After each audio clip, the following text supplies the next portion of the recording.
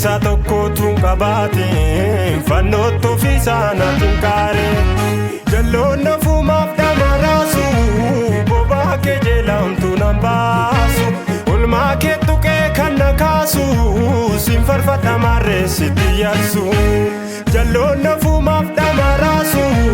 bobaa kee jeelamtu nan baasu olmaa kee tuqee kan na kaasu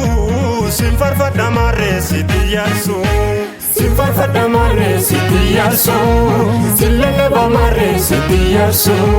siin farfadha marree sitti yaadsu siin lallaba marree sitti yaadsu.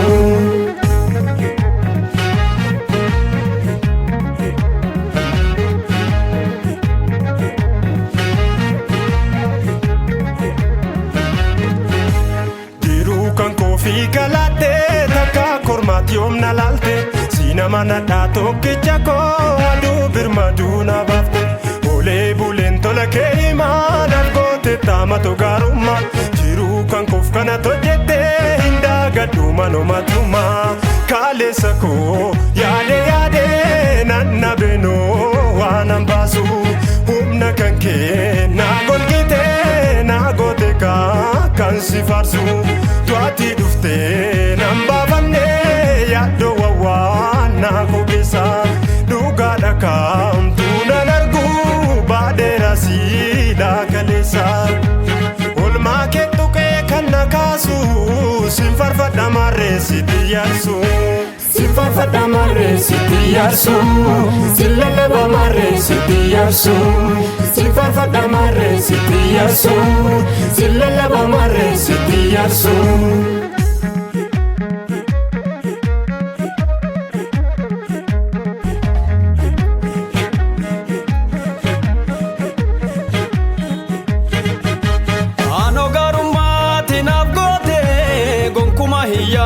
Hin abjoonne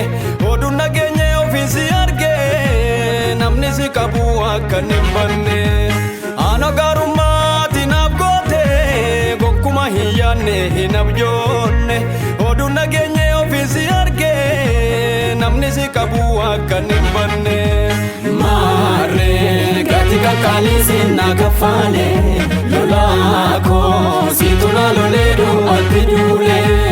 maarree gati kakaalii sinna kaffaale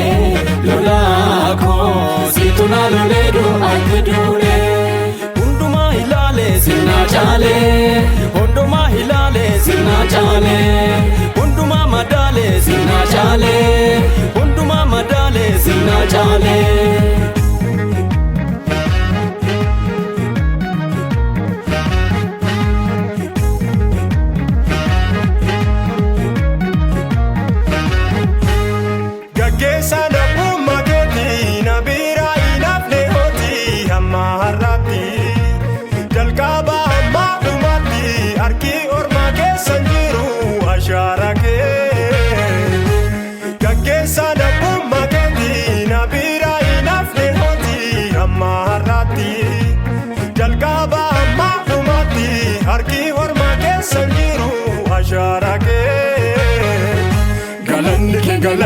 Galanni kee huma si